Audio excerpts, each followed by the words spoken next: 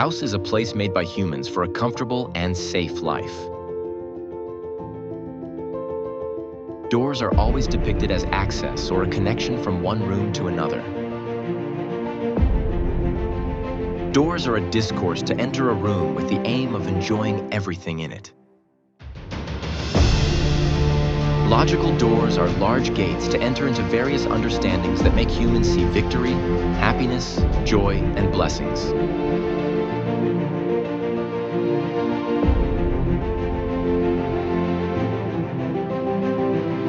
Where is the door to the presence of God in your church?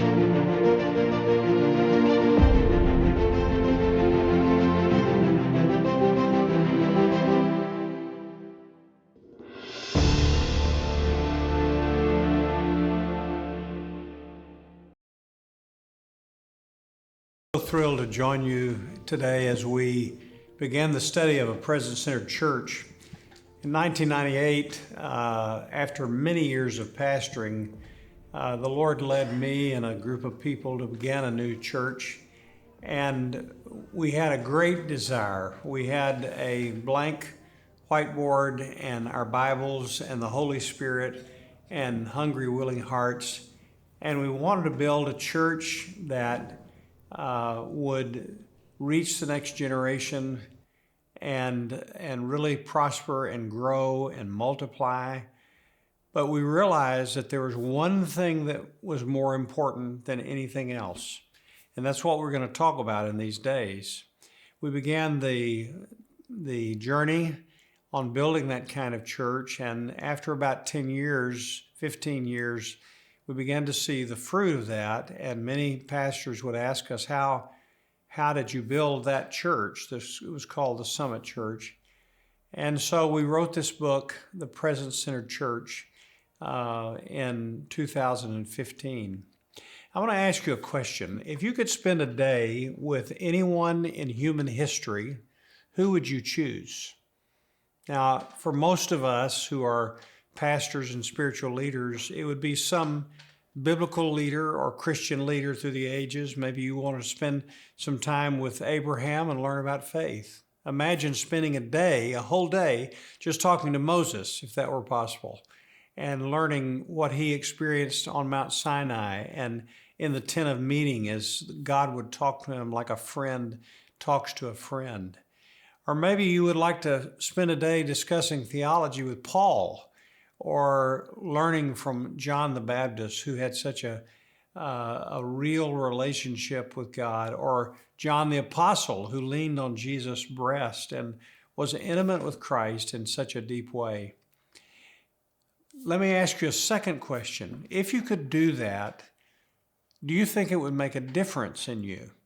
Would you be changed? If you spent a whole day, would it affect your life? And the answer is most surely it would. But here's a second question. What if I told you you could spend a whole day with God? You could sit at his feet. You could learn from him. You could hear things that eye has not seen and ears not heard and have never even entered into the heart of man, like Paul says. You could learn direction. You could find his comfort and encouragement. You could be taught by him. And the reality is you can. Not only is it a possibility to live 24/7 in the conscious awareness of God's presence, it's God's great intent for you to do so. In fact, he created you in the garden for you to be with him. Why else would he make us? Unless he wanted us to be in his presence and to rule and reign with him. He made us like he is so that we could join him in what he does. But he knew that that wouldn't work properly unless we were near to him. And so he would walk with us in the garden in the cool of the day. Satan knew this too, and knew that the one thing that he could do to overthrow the kingdom of God, he thought, was to get us separated from the Lord's presence. And that's what he did in the garden. Now, when that happened, though, it was not over because God had a great plan. And all through human history, He has created us and called us, come to dwell with us, and then to indwell us, so that He could bring us back into His presence. Because here's the truth: everything flows from the presence of the Lord. Everything. If you don't have the presence of God, you've got nothing. Nothing that matters, nothing that lasts in a life, in your church, in a city, in a nation. But if you have the presence of God, you've got all that you need: wisdom, understanding, love, joy, peace, direction. That all flows from His presence. Now, here's a great truth. God desires a continual, daily, personal relationship with us, but we must cooperate. There are things we must do. His presence is our greatest need, and our presence with Him is His great desire. He really wants us to be in His presence, and He's gone to great lengths to make sure that that happens. So in these days, we're going to talk about how to build a presence-centered life, but not only that, how to build a presence-centered church. Just as it was our desire many years ago to build a church where Christ would be pleased to dwell, we want that for your church and the churches in your city and in your nation, because everything flows from the presence of the Lord. And we're going to see today that God wants us to experience His presence personally and corporately as churches, and even nationally in great seasons of His supernatural presence. So let's study together, and let's seek in this study not just to learn about this, but to experience the presence of God. Yes. Iya, beri tepuk tangan deh. Wow, luar Selamat biasa. sore, selamat datang di dalam program The Presence. The Presence, apa itu The Presence? Hadirat Tuhan. Selama 10 bulan ke depan, setiap Rabu keempat, kita akan mengadakan talk show, satu bentuk baru yang akan kita lakukan di jam doa gereja kita. Karena kita, Gereja Baptis Pertama, serius dengan jam doa kita. Dan kita mau berbicara mengenai hadirat Tuhan. Bersumber dari satu buku yang diterbitkan oleh Lembaga Literatur Baptis berjudul Gereja yang Berpusat pada Hadirat Tuhan, yang ditulis oleh pendeta Bill Aliff di negara bagian Arkansas di Amerika Serikat. Dan bahkan video yang baru Anda tayangkan tadi dibuat khusus oleh Bill Aliff dan timnya untuk Gereja Baptis Pertama selama 10 bulan ini. Puji Tuhan. Dan begitu seriusnya dia dengan program kita ini, dia sudah menyelesaikan 10 videonya untuk 10 bulan ke depan. Wow. Di dalam kurun waktu 2 minggu, Wow. dia membalas email saya dalam kurun waktu 24 jam. Saya katakan ada kerjasama antara Lembaga Literatur Baptis dengan Gereja Baptis Pertama, the First Baptist Church, gereja baptis yang paling pertama di Indonesia yang akan berbicara mengenai hadirat Tuhan yang ada dalam gereja kita. Amin. Apakah ini hanya sekedar talk show saja? Apakah ini hanya sekedar membaca buku saja? Ini lebih dari sekedar membaca buku. Ini lebih dari sekedar mendengar apa yang disampaikan langsung oleh penulisnya kepada kita. Dibuat secara khusus untuk gereja kita. Apakah sekedar seperti itu? Tidak. Tim pastoral merindukan bahwa ini akan menjadi satu gerakan Amin. di dalam gereja kita. Seperti yang dikatakan oleh pendeta Bill Aliff tadi. Kalau kita mau memiliki gereja yang berpusat pada hadirat Tuhan, diawali dengan hidup yang berpusat pada hadirat Tuhan.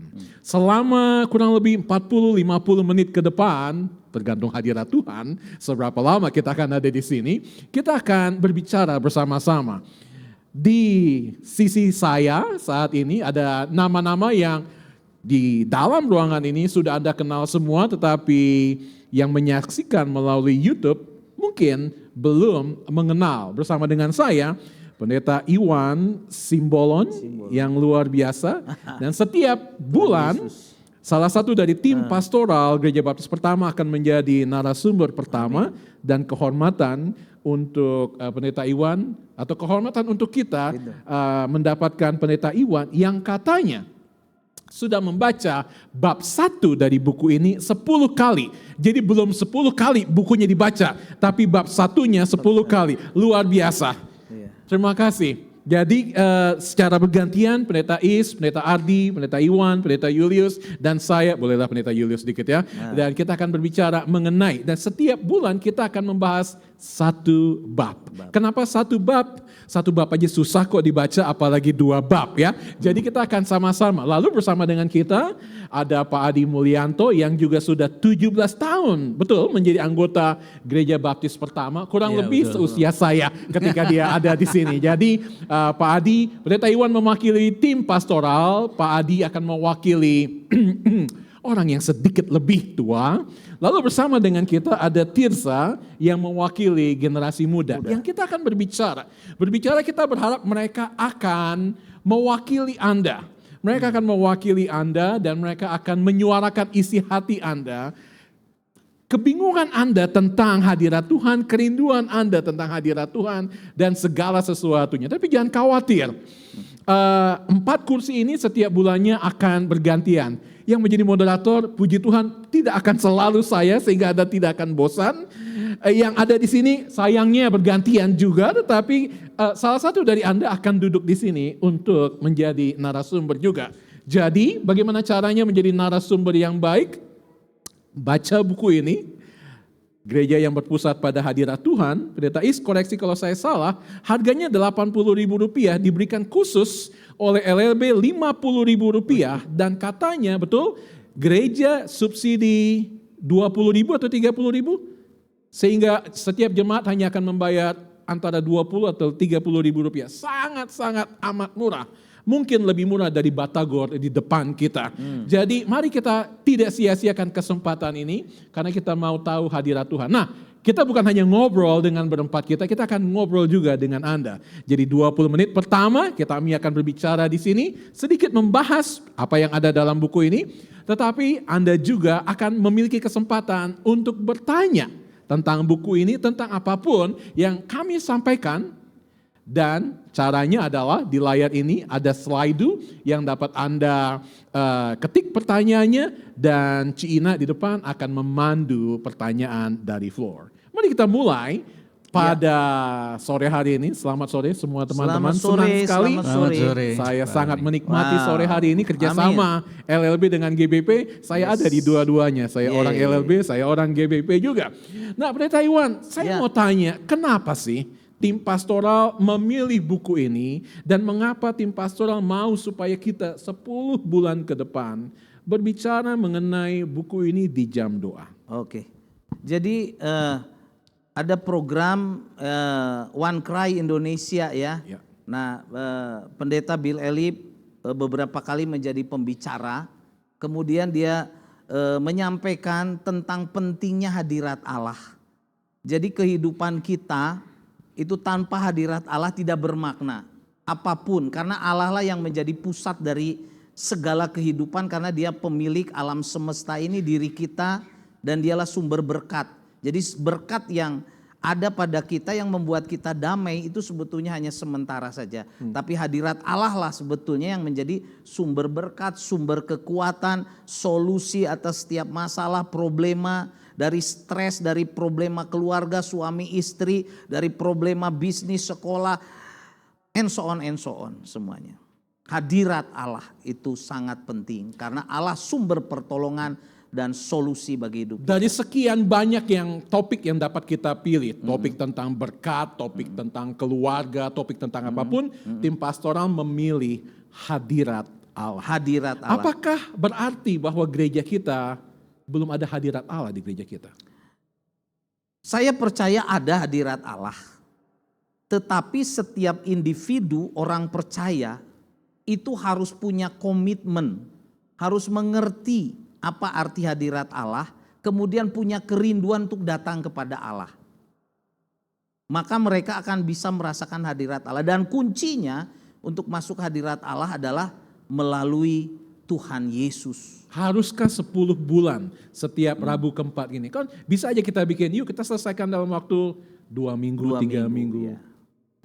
Mungkin setiap orang punya karakter masing-masing ya, problema masing-masing yang memerlukan 10 kali, atau saya berdoa supaya pertama ini kemudian semua bisa langsung merindukan hadirat dan mencari hadirat Allah, kemudian punya waktu ya untuk minimal dalam hidupnya tadi seperti Pak Bill Elip ya, kita mencari hadirat Allah ya 5 menit 10 menit kita tinggalkan HP kita, laptop kita, kegiatan kita, semuanya kita mau datang kepada Tuhan dan kita katakan, Tuhan, aku ingin bertemu dengan Engkau, nyatakan hadirat-Mu, berkati aku. Seperti yang tadi kita nyanyikan. Yes. Yang tadi kita nyanyikan ini Pak Julius yang ingin sekali. Ini lagunya Don Momon yang kemudian diterjemahkan oleh Welia Kauntu. Yes. Dinyanyikan dengan luar biasa, bersumber kepada Keluaran 33. Yes. Saya baca, ada dikutip di dalam buku ini. Yeah. Di layar juga akan ada nanti. Musa berkata kepada Allah ketika dia menyembah.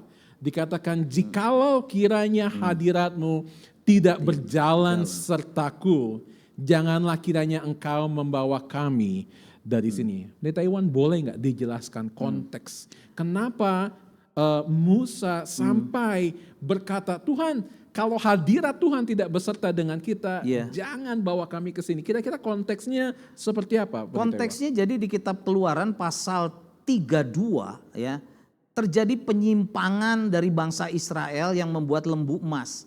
Dan Tuhan marah sekali. Tuhan marah sekali. Ya. Dan ya sangat marah lah. Kemudian Musa disuruh pergi oleh Tuhan ke tanah perjanjian itu kan ya.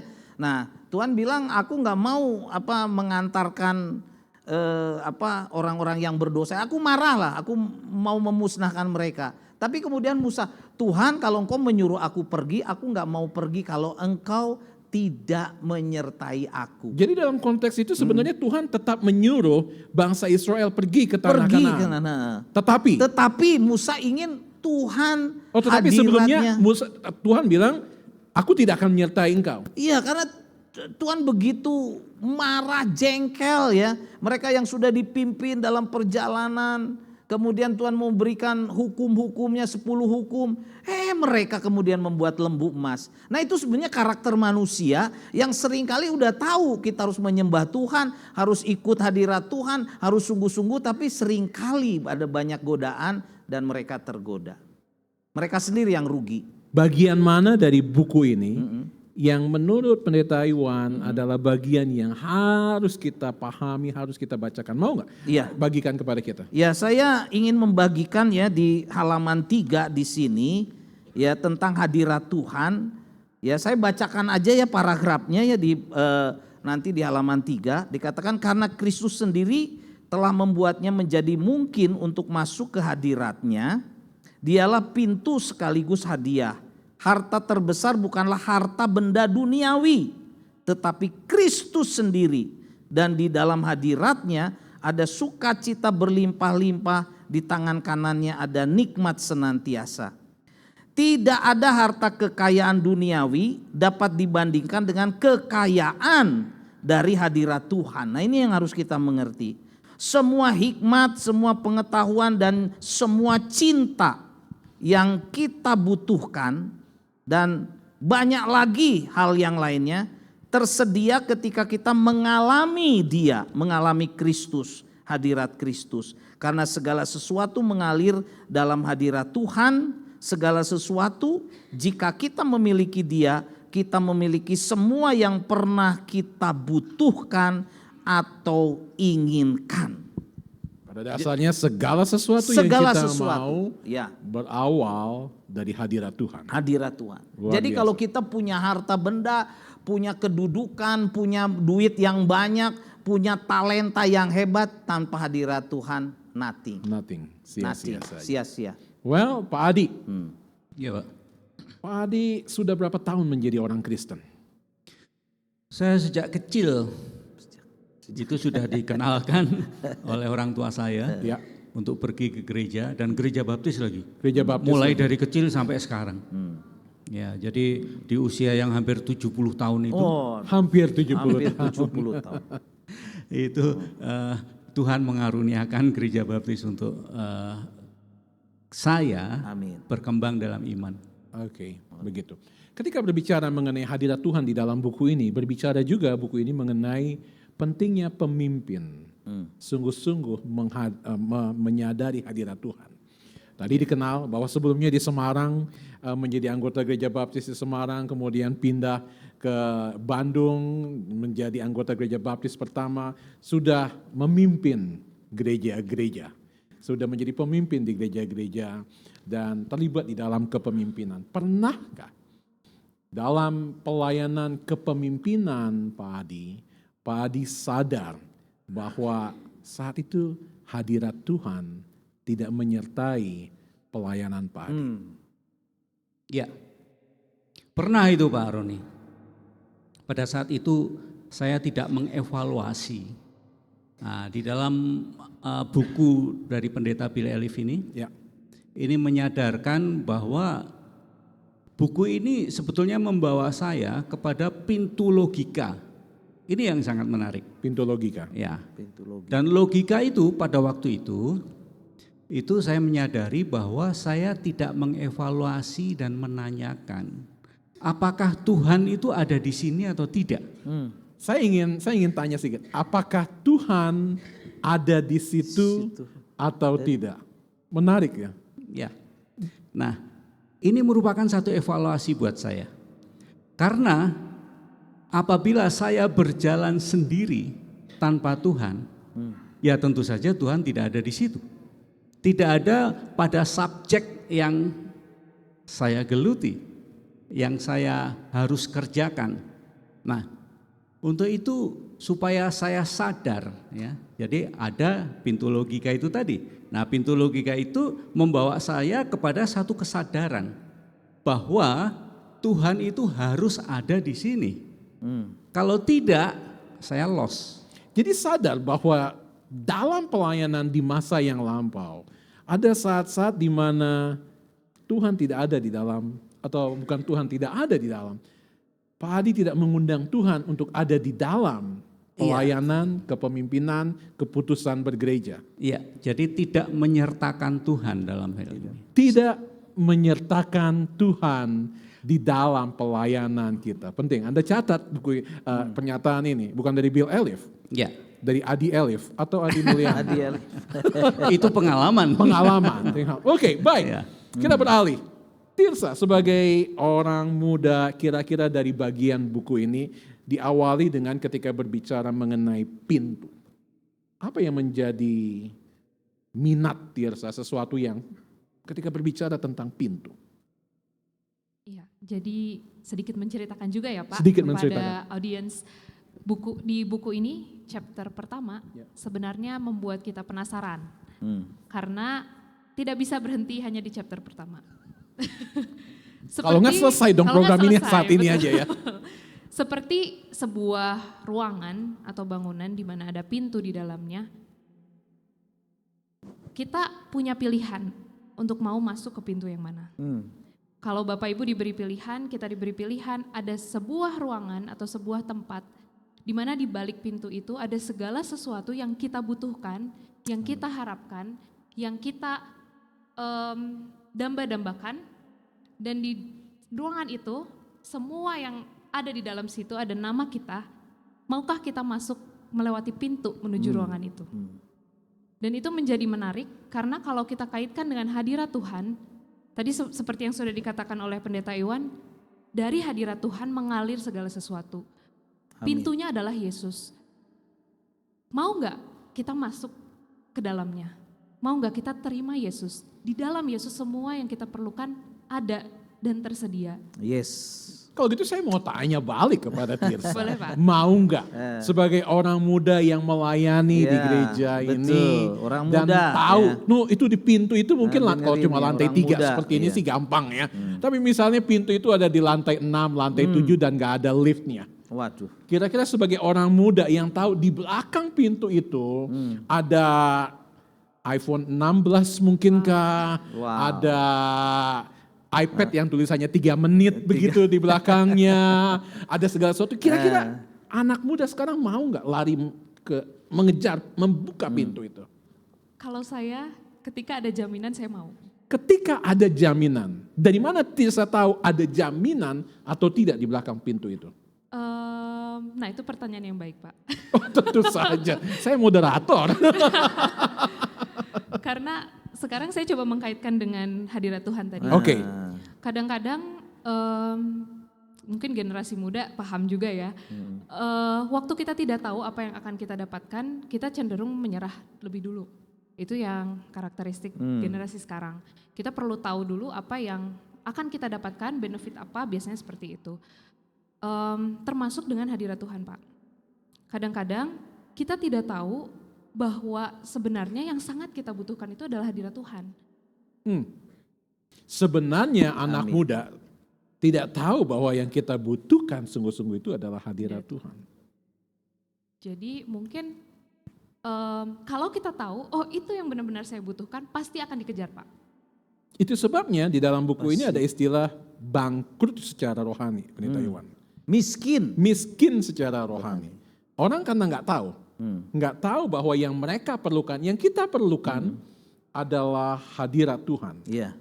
Jadi kalau kita baca di halaman 4, kemiskinan akibat kehilangan hadirat Tuhan, contohnya Adam dan Hawa. Ya.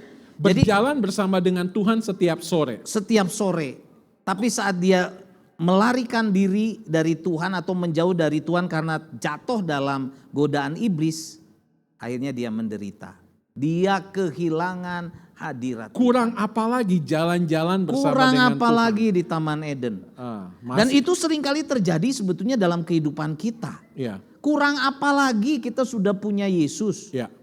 Tapi seringkali orang tidak mencari hadirat Tuhan, lebih mencari hadirat-hadirat yang lain. Yang bilang hang out kek, Hengki Tornado. Ya. Nah, Adam dan Hawa jatuh dalam dosa. Dalam dosa. Buku ini berbicara juga mengenai gangguan iblis. Yes. Loncat baik lagi ke Tirsa, anak-anak muda. Anak-anak muda bicara mengenai jatuh ke dalam dosa. Nah, kita yang ada dalam pelayanan, mari kita berbicara, nggak usah jauh-jauh mereka yang ada di sayap kudus, Holy Wings maksudnya. Kita nggak usah bicara-bicara jauh, tapi yang ada di kita aja. Kira-kira anak-anak muda kita di gereja kita itu tidak menyadari bahwa kenapa mereka tidak menyadari bahwa iblis sedang mengganggu mereka? Mungkin ada banyak alasan Pak untuk hal itu. Ya. Tapi yang pasti kedagingan. Kedagingan. Kita cenderung ya kalau kata orang-orang generasi sekarang tuh generasi strawberry ya Pak. Strawberry. Saya dan Pais generasi durian. Kalau strawberry itu agak lembek gitu ya. Oh, strawberry itu masih lembek begitu. Iya, jadi rentan. Jadi dilukai sedikit, dikerasin sedikit. Sensitif. Hancur. Iya, seperti sensitif. kalkulator sensitif. Betul. Ya. Nah, kita jadi cenderung untuk mencari sesuatu yang comfort. Sesuatu yang nyaman. Dan iblis dengan berbagai cara menawarkan, karena iblis gak suka hadirat Tuhan ya Pak. Oh jelas, Hadirat buktinya Tuhan, dia ganggu hadirat Tuhan di betul. Taman Eden. Hadirat Tuhan sangat kuat sampai iblis tidak bisa menghadapinya. Tapi cara iblis supaya kita tidak bisa menikmati hadirat Tuhan, dia akan buat kita terdistraksi. Untuk kita mengejar kedagingan-kedagingan tadi, kenyamanan. Kadang-kadang kan tantangan terbesar untuk anak muda sekarang MALAS ya. MALAS. Oh malas, oke. Apa? Agak LOLA saya. Malas, mager gitu. Dan yang kalau dihubungkan dengan pintu tadi, mungkin tidak sadar bahwa yang memberi nyaman terbesar itu ada di balik pintu itu. Tapi iblis akan buat bukan itu. Dengan berbagai cara yang lain. Malam ini kamu lancar sekali. Bu Obed waktu kita latihan gagap-gagap nih gak bisa ngomong nih. Sekarang kok lancarnya luar biasa sampai bingung saya mau nanya apa lagi. Tapi waktu latihan kamu bicara tentang kepekaan. Banyak anak muda gak peka bahwa mereka, ini menarik. Tirsa pada waktu latihan dia berbicara ada banyak anak muda tidak peka bahwa mereka diganggu sama iblis. Sama iblis. Wow. Bisa begitu, nggak peka, nggak sadar kalau lagi diganggu. Menurut saya bisa, Pak. Oh. Karena mungkin ini jadi agak melebar sedikit ya, Pak. Iya. Tapi kan Tuhan menciptakan kita untuk tinggal di dalam hadirat-Nya. Iya. Tapi iblis menipu kita, membuat kita berpikir bahwa dunia ini adalah rumah kita. Dunia inilah ruangan yang kita butuhkan. Iblis membuat kita berpikir seperti itu. Generasi kita dulu ngomongnya dunia dalam berita, hanya Dan 2 orang iya, aja. iya, Kita betul, aja. kita gitu. aja. Terus silakan. Ya, lanjut. Jadi ya itu tadi tanpa sadar salah perspektif. Jadi kita pikir tujuan kita di sini, nyamannya di sini. Padahal Tuhan desain kita, ciptakan kita untuk merasa nyaman ketika kita berada di hadirat Tuhan. Amin. Wow. Tuhan merancang kita Untuk untuk merasa nyaman ketika kita ada di hadirat Tuhan. Saya ngintip, contekannya Pak Adi tuh banyak banget berhalaman. Semangat sekali, begitu Yes. berhasrat sekali dia. Ya. Beliau untuk bicara. Pak Adi, kita tadi bicara anak muda yang Anak gak muda. peka akan gangguan.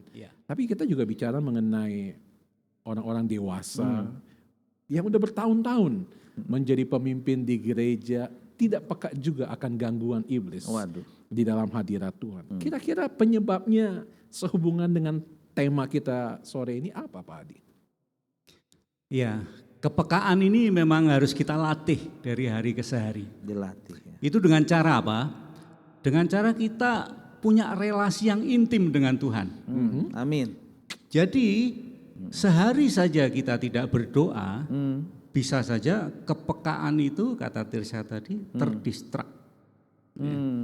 Nah, sedangkan kepekaan ini momentum yang sangat penting buat lawatan Tuhan.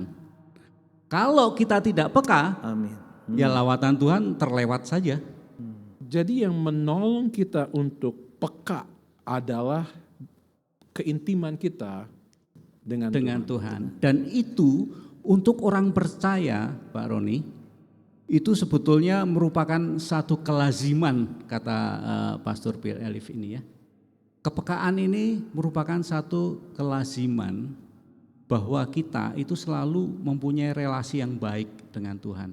Amin. Jadi kalau kita tidak punya relasi dengan Tuhan dan tidak peka, itu tidak lazim sebetulnya. Kelaziman, jadi Kelaziman, hadirat ya. Tuhan, keintiman dengan Tuhan, dan ini adalah kelaziman, sesuatu yang harusnya nyata terjadi dalam kehidupan orang percaya. Termanifestasi istilahnya. Iya. Saya nggak tahu dengan Anda, tapi saya menikmati sekali ngobrol dengan mereka. Sayangnya nggak ada pisang goreng dan batagor di depan ini. Tetapi kita tahu bahwa Ada pisang rebus di ada bawah. pisang rebus di bawah setelah ini. Nah, seperti Mata Najwa dan lain sebagainya, ada sponsor juga yang membiayai acara ini. Iya. Sponsornya adalah The Presence. The Presence. Jadi ini dibiayai oleh Gereja Baptis Pertama. Jadi ya, sponsornya adalah Gereja Baptis Pertama. Kita akan masuk ke dalam sesi kedua. Sesi kedua adalah bicara antara kami berempat, enggak deng. Mereka bertiga dipandu oleh saya dengan Anda semua. Jadi ada pertanyaan-pertanyaan yang sudah masuk, saya harapkan ke slide. Silakan masukkan ke slide dan Cina akan memandu siapa yang akan bertanya dan bagaimana. Jadi bertanya betul, bukan berbicara. Ya. Boleh juga langsung untuk ada langsung. mikrofon di depan, Iya. langsung tanya ke siapa. Dan ingat, tidak ada pertanyaan yang datang ke moderator, karena ini adalah moderator. Pertanyaan ke mereka bertiga. Kalau mau bertanya kepada saya, nanti tunggu ruang kuliah baru boleh bertanya. Iya. Silakan. Silakan. Yuk, Iya. pakai kesempatan. Oke, silakan. Kalau ada pertanyaan silakan. Nah, Pendeta Iwan, kita balik lagi sambil menunggu pertanyaan. Kita mau bicara lagi tentang isi dari buku ini. Bagian mana lagi yang menurut Pendeta Iwan, kelas sekolah minggu saya harus baca. Oh, Kelas sekolah minggu dewasa, Iya. pria, pria. yang selesainya selalu terlambat itu ya, saya lihat ya. Iya, karena diskusinya seru. Pak Adi yang mimpin Pak soalnya. Adi yang mimpin. Waduh, Wah, itu ya. itu Kira-kira bisa. karena kita kan semua gereja kita betul-betul mengandalkan kelas sekolah Iya, minggu, gembala-gembala. iya. Kira-kira ada bagian apa yang merasa ini harus kelas saya semuanya harus baca, harus beli buku ini. Yaitu kemiskinan akibat kehilangan hadirat Tuhan. Jadi saat Adam dan Hawa jatuh ke dalam dosa dan dia menjauh dari hadirat Tuhan, ya, ternyata itu menular kepada anaknya. Padahal mereka cuma hanya berempat saja, yaitu Adam, Hawa, Kain dan Habel. Kain terbawa dengan karakter dosa. Nah, ini penting sekali untuk orang tua membawa anak-anak ke gereja, membawa anak-anak dalam hadirat Tuhan, membaca Alkitab, praise and worship, kemudian mengajarkan mereka bahwa Tuhan harus disembah, harus ditinggikan. Jadi sangat-sangat ironis sekali. Jadi ketika Adam dan Hawa jatuh ke dalam dosa, dia menderita, dia kesepian, kemudian dia punya anak, tapi anaknya tidak diajar pentingnya menyembah Tuhan, pentingnya melayani Tuhan, pentingnya hadirat Tuhan. Akhirnya jadilah Kain. Dan Kain akhirnya membunuh adiknya Habel. Ini sesuatu yang sangat mengerikan. Jadi contoh, kalau orang tua tidak membawa anak-anak ke hadirat Tuhan, ya, kita menekankan sekali sekolah minggu, ibadah bersama-sama, itu akan lebih bermanfaat daripada anak-anak di luar itu. Karena berbahaya sekali. Contohnya sudah jelas, ya, yaitu Kain bisa seperti itu, sadis, membunuh adiknya, padahal mereka hanya Ini berempat pendeta saja. yang bicara seperti itu. Sekarang orang tua. Orang tua yang melihat anak-anak dibesarkan, orang tua yang melihat anak-anak ada di dalam gereja, melihat tadi kan perspektif Alkitab. Tapi sekarang mau lihat real, nyata di kehidupan keluarga. Pak Adi, anak-anak dididik di dalam Tuhan. Lalu bagaimana menurut Pak Adi, apakah benar yang dikatakan Pendeta Iwan tadi, bahwa kalau anak-anak tidak melihat orang tuanya tidak memberikan teladan, menyembah Tuhan nih seperti ini, ada di hadirat Tuhan nih seperti ini, itu bagaimana? Iya, Pak Roni, memang melanjutkan dari apa yang disampaikan Pak Iwan tadi, bahwa sepanjang sejarah umat manusia itu membuat hadirat Tuhan itu pergi.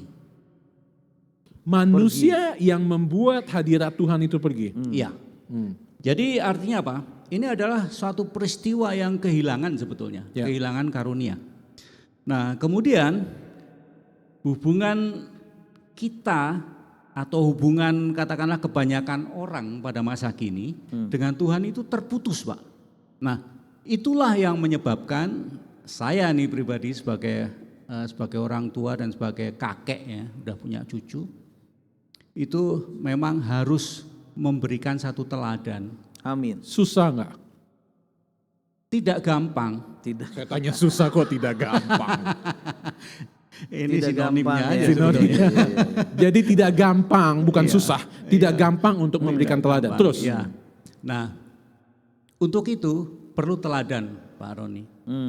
Nah, teladan itu bagaimana? Salah satunya adalah bagaimana saya mendisiplin diri pergi ke gereja misalnya KU1. Amin. Nah, KU1 itu saya harus bangun jam 3.45 pagi untuk mempersiapkan segala sesuatunya. Mulai kebaktian jam 6, Jam bangun jam 3.45. Tidurnya jam 1 atau jam 2? Tidur sekitar jam 10-an. Jam 10-an. Ya. Nah, seperti itu. Itu sebabnya gak ada yang mau main piano di Ya, KU1. pagi-pagi. Ya. Nah, kecuali Pak Roni. Maksudnya mau ngomong begitu. Main piano. Ya. Oke. Oke, kita interupsi dulu. Nanti kita lanjutkan lagi. Ada pertanyaan masuk. Silakan. Ada pertanyaan dari floor.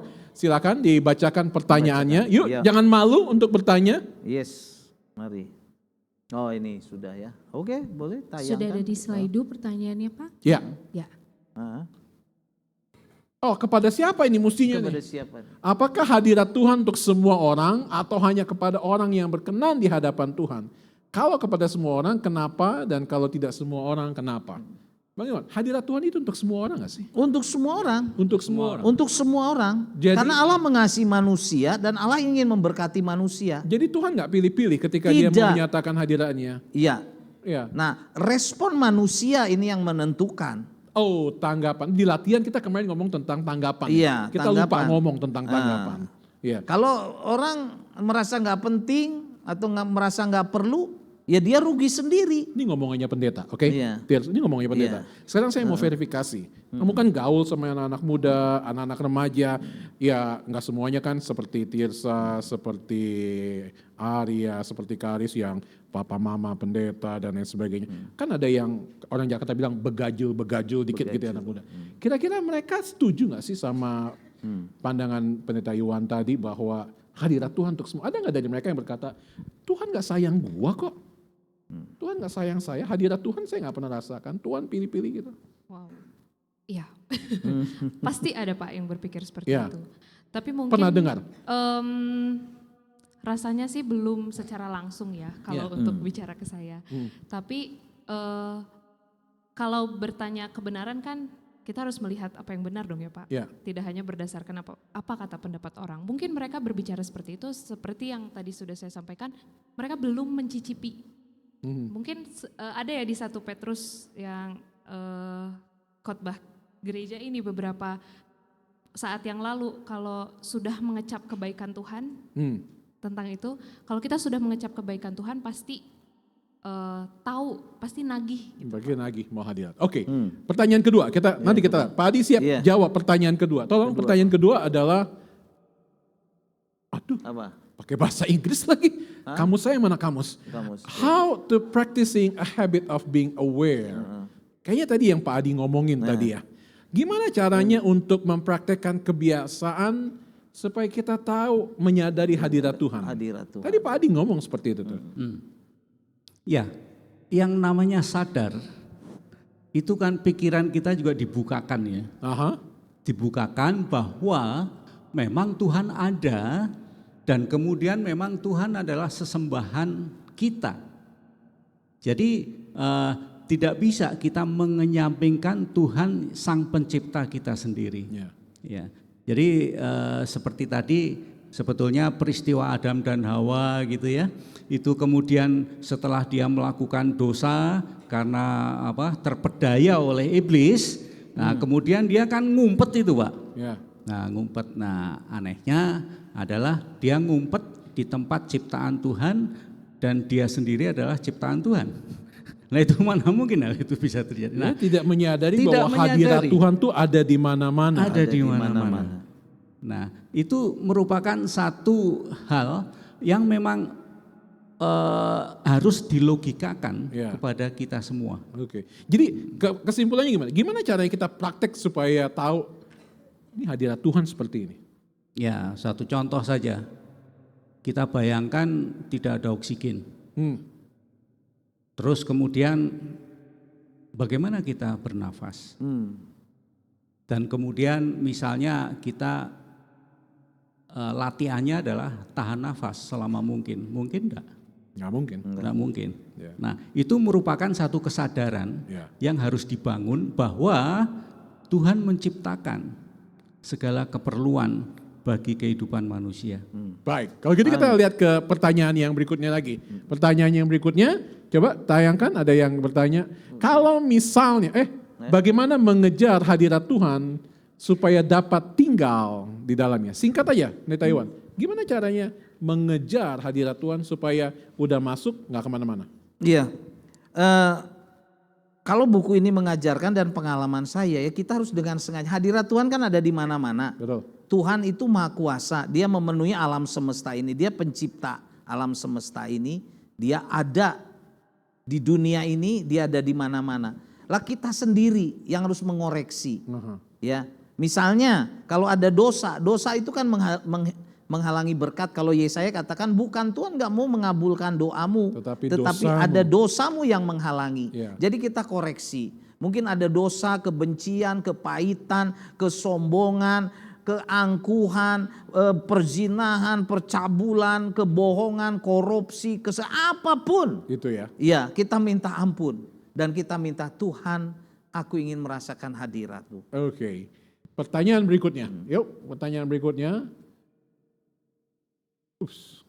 Apa akibatnya bagi jemaat apabila banyak keputusan pemimpin yang tidak melibatkan hadirat Tuhan? Saya mau balikin lagi kepada Pak Adi nih. Pak Adi, Kacau. apa akibatnya? Tadi kita bicara pemimpin yang Pemimpin ya. lupa atau tidak menyertakan hadirat Tuhan. Apa dampaknya bagi jemaat kalau keputusan pemimpin tidak melibatkan hadirat Tuhan? Pak Adi kan dibilang pernah melihat pemimpin, pernah juga tidak menjadi pemimpin yang tidak menyertakan Tuhan. Sekarang dampaknya buat jemaat apa itu? Ya, kembali merefer kepada Pendeta Bill Elif, kita akan mengalami kebangkrutan atau kemiskinan rohani. Kemiskinan rohani. Nah, Bangkrut. ini membuat apa? Membuat Tuhan dan pengikutnya itu tidak kerasan tinggal di komunitas, katakanlah gereja. Jadi tanpa hadirat Tuhan bisa saja tiba-tiba buyar. Seperti apa yang sudah disampaikan oleh Pendeta Bill Elif bahwa banyak ribuan gereja itu sudah tutup Ya. Di Amerika ya. di Amerika. Nah, kemudian juga tantangan buat kita nih Pak Roni. Di gereja baptis sendiri juga gembala ini kekurangan sekali nih. Ya. Ya, banyak sekali yang memerlukan gembala dan masih kosong gitu ya. Jadi kalau bisa saya simpulkan tadi, setiap kali kita mengambil keputusan, kita harus sadar bahwa keputusan yang kita ambil punya dampak untuk orang-orang yang ada di depan kita ya. Iya betul. Oke, pertanyaan berikutnya Mungkin saya bacakan nih di halaman 23. di untuk halaman menguatkan. 23. Silakan. Iya, Sambil pertanyaan Iya. berikutnya ditayangkan. Bill Elif berkata di Amerika setiap tahun ribuan gereja menutup pintu ya. Sebagian besar peneliti mengatakan 6.000 per tahun.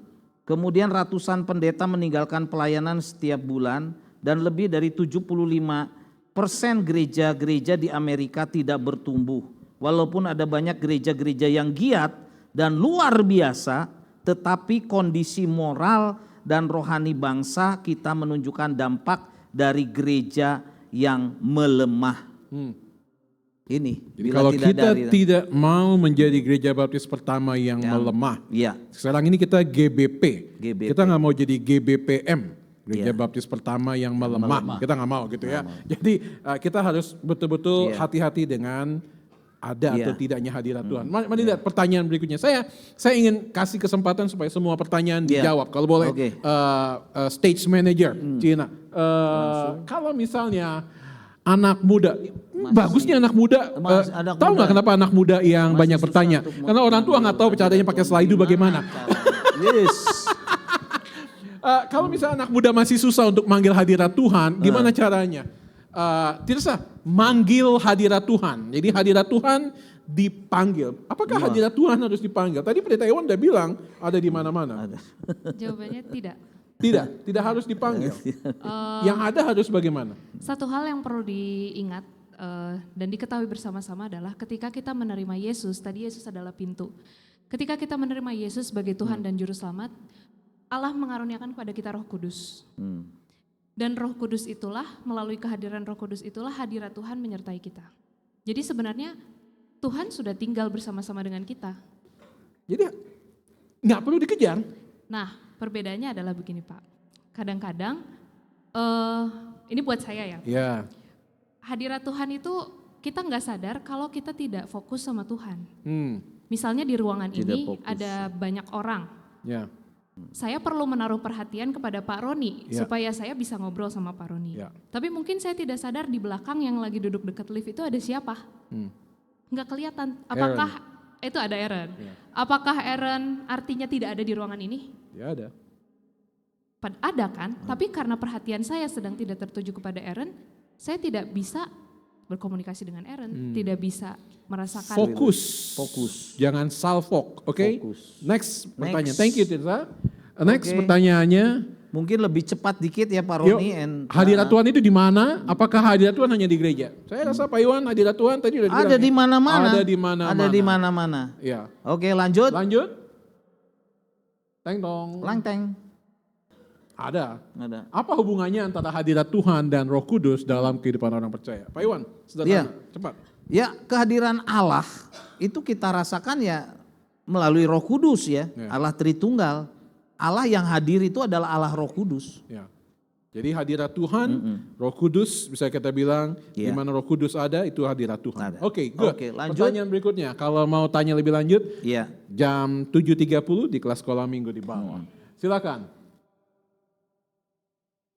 Apa nasihat kalian? Ini anak muda kan, nanyanya kalian. Kalian. Satu teman kita jatuh dalam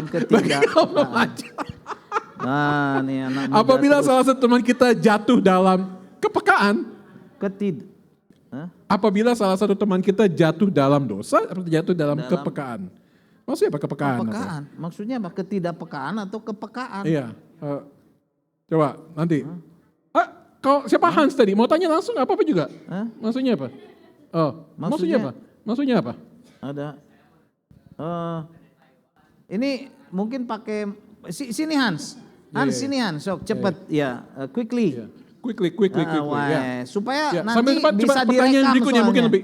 Soalnya kalau nggak pakai mic tidak dan itu tuh mic-nya. Ayo cepet Hans. Ya. Ya. Ya boleh tepuk tangan untuk Hans. Harus berani. Ya Hans. Ayo Hans. Yo. Deketin. Dihidupin mic-nya. Ini seperti hadirat Tuhan mikrofonnya harus dideketin. Yes. Iya Hans. Deketin ke Tes. Iya. Pertanyaan saya ke Pendeta Iwan, Pak Adi. Satu aja Pak Iwan aja. Kita Satu waktunya karena nggak- waktunya. Iya. Mistir saya. Oh iya. Mistir saya. Apa nasihat kalian bagi kaum-kaum remaja apabila salah satu teman kita jatuh ke dalam kepekaan atau ketidakpercayaan? Ketidaksadaran maksud saya. Iya. Dari saya Nasihatnya- ya. Iya. Ya. Terima kasih, Hans. Jadi kita harus peduli, kita harus jadi orang baik. Ya. Kita harus care sama teman kita, jangan cuek. Ya. Nah, saudaraku, mungkin bukan anak muda aja ya, kita yang sudah tua, bapak-bapak juga cobalah lebih peka gitu. Jadi di gereja itu ya say hello gitu, jangan jalan nuruk tuh gitu aja. Sepertinya kok nggak ada hadirat yang lain gitu ya. Jadi kita tuh harus baik, kita harus misalnya kalau beli di kantin lontong jangan beli satu, belilah 3 gitu, yang 2 dibagiin. Oh, itu yang bikin saya nggak Gitu. dapat lontong setiap kali karena Bang Iwan belinya 3, 4. Beli bakso tahu atau kupat tahu. Karena itu akan membuka tadi, karena tidak peka itu jadi peka nanti. Gitu Hans. Terima kasih Hans, terima kasih Oke. Pendeta Iwan. Next, kita lihat kita bisa selesaikan dengan cepat nggak? Yuk. Ini supaya jangan ada yang nanti pulang cegat di pinggir jalan, pertanyaan saya belum dijawab tadi. Yuk, mungkin 2 terakhir. Iya. Bagaimana hadirat Tuhan itu dapat dirasakan? Apakah tanda bahwa hadirat Tuhan itu ada? Pak Adi mungkin bisa. Pak Adi. Bagaimana supaya tanda hadirat Tuhan itu ada? Iya, betul sekali Pak Roni. Jadi ini di dalam buku ini diajarkan kepada kita masing-masing ya, bahwa ada yang namanya serbuan ilahi. Ya, serbuan Ya, ilahi. Jadi ini ada di halaman 14, ini serbuan ilahi secara pribadi. Ya. Saat orang percaya hidup tanpa kesadaran akan Kristus, nah ini tanpa kesadaran ya. Memang kita harus sadar ya, sadar terus. Tapi ada kalanya kita itu tidak sadar bahwa Kristus itu ada ya. Ia yang bersangkutan itu sedang kehilangan bagian kehidupan yang paling menggembirakan. Wow. Nah, jadi adanya murung gitu ya, kehilangan sukacita.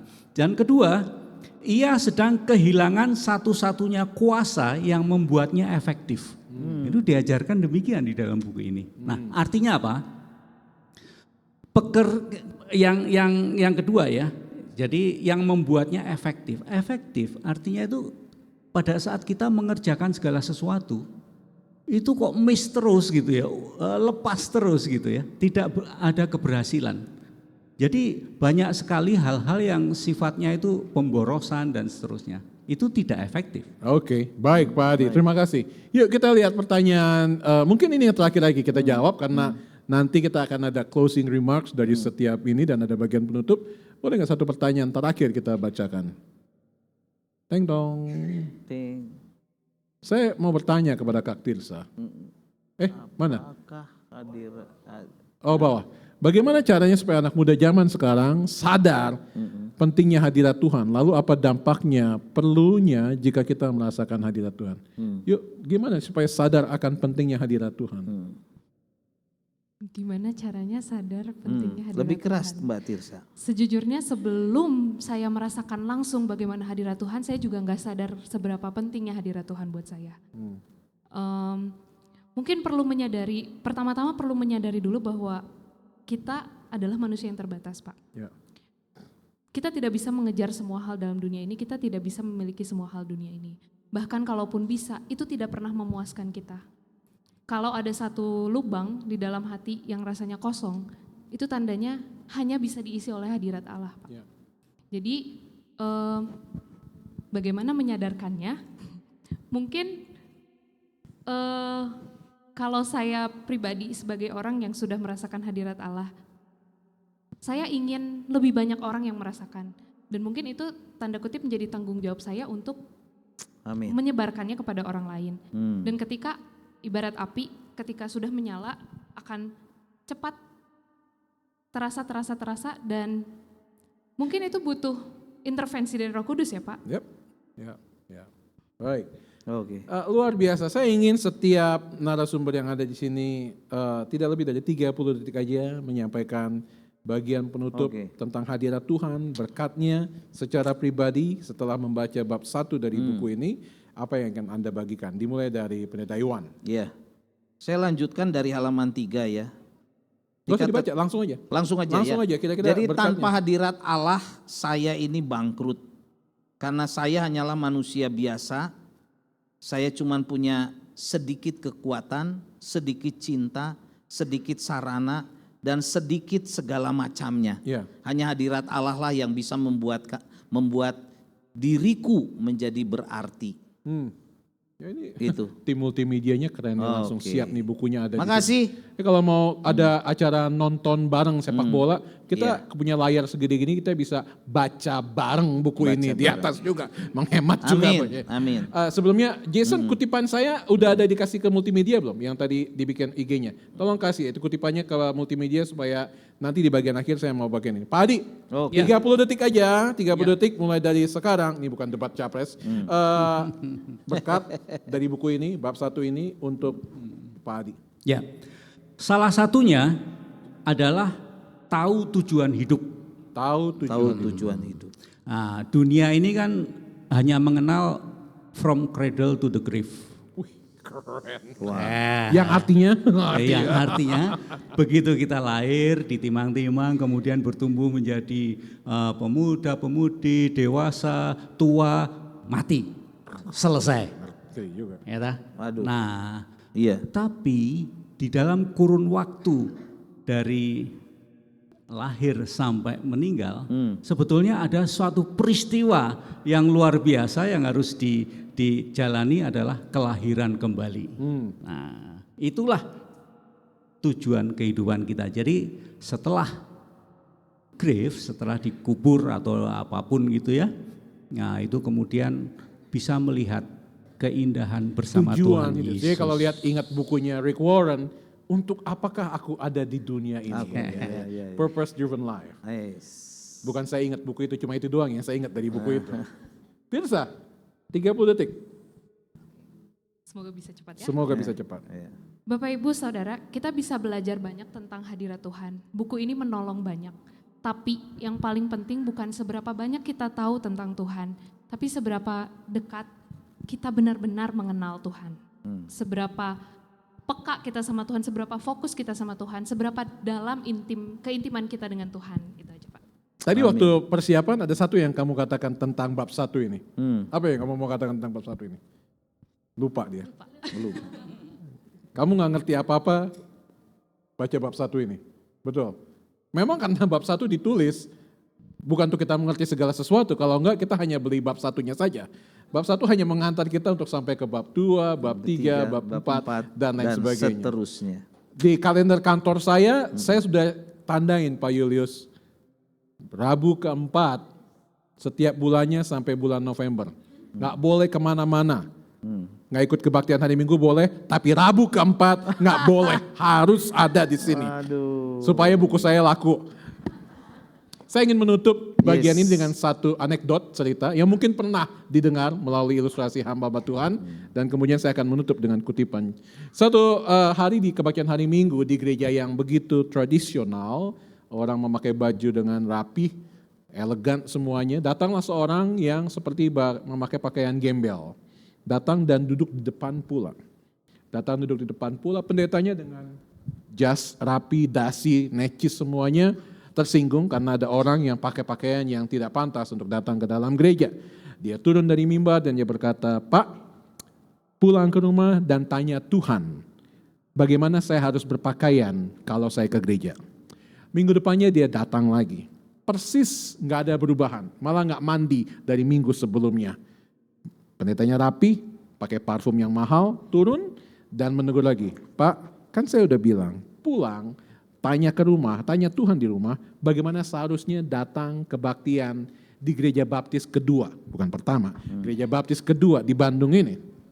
Dia keluar, minggu depannya dia datang lagi. Nah, waktu jadi tengah-tengah, pendetanya udah gak sabar, pendeta samperin lagi, "Pak, kan saya udah bilang 2 minggu yang lalu, tanya Tuhan, kalau datang ke gereja itu pakai baju seperti apa? Udah tanya Tuhan belum?" Dia bilang, "Sudah." Lalu apa kata Tuhan? Tuhan bilang, "Gereja yang mana saya gak pernah ada di situ kok." Bagaimana kalau itu terjadi dalam kehidupan gereja kita? Tuhan gak pernah mampir di gereja kita. Itu anekdot, itu cerita biasa saja, tetapi mungkin kita perlu renungkan, apakah sungguh dengan worship team yang indah, dengan segala sesuatunya teknologi, satu-satunya gereja baptis di Indonesia yang punya LED segede gajah seperti ini. Gajah juga kalah gede. Apakah itu berarti hadirat Tuhan ada bersama dengan kita? Di bagian pembukaannya, Bill Elif mengutip kutipan dari teolog yang luar biasa, A.W. Tozer, dan saya akan bacakan di layar. Silakan tolong tayangkan. "Jika apiku tidak besar, maka itu belum terlalu kelihatan. Tetapi mungkin ada orang-orang yang dapat menyalakan lilin mereka dari nyala apinya." Saya baca sekali lagi. "Jika apiku tidak besar, maka itu mungkin belum terlalu kelihatan. Tetapi mungkin ada orang-orang yang dapat menyalakan lilin dari nyala apinya." Mungkin Anda merasa bagian saya kecil saja dari gereja. Nggak apinya sebesar apinya Iwan Simbolon, Isrianto yang seperti itu. Tetapi justru dari api yang kecil itu orang dapat menyalakan lilinnya. Orang yang 50-an tahun ke atas mungkin tahu dari mana Cinia ada lagu yang keluar dari kata-kata ini. Bunga api kecil dapat nyalakan unggun. Berarti 60 tahun ke atas, sorry bukan 50 tahun ke atas. 60. Nah, 4 minggu dari sekarang kita akan ada seperti ini lagi, formatnya akan jauh lebih baik lagi karena sudah pengalaman. Silakan, ini bukan tentang bagaimana membeli buku ini, tapi bagaimana Anda diberkati ketika membaca. Apa yang baru kami bagikan mungkin 1/4, 1/3 dari kekayaan yang ada dalam buku ini, dan kami yakin Anda pasti diberkati. Amin. Tuhan Yesus memberkati. Saya kembalikan kepada pembawa acara pada sore hari ini. Kita akan langsung tutup ya sesi The Present ini. Mari kita berdoa. Terima kasih Tuhan untuk semua hal yang boleh terjadi saat ini, saat kami belajar tentang The Present. Pentingnya kehadirat-Mu Tuhan dalam hidup kami. Tuhan, kami mau terus datang kepada Engkau. Kami mau merasakan hadirat-Mu setiap saat. Karena itulah yang menjadi kekuatan, menjadi sumber berkat kami, solusi bagi setiap masalah dalam hidup kami.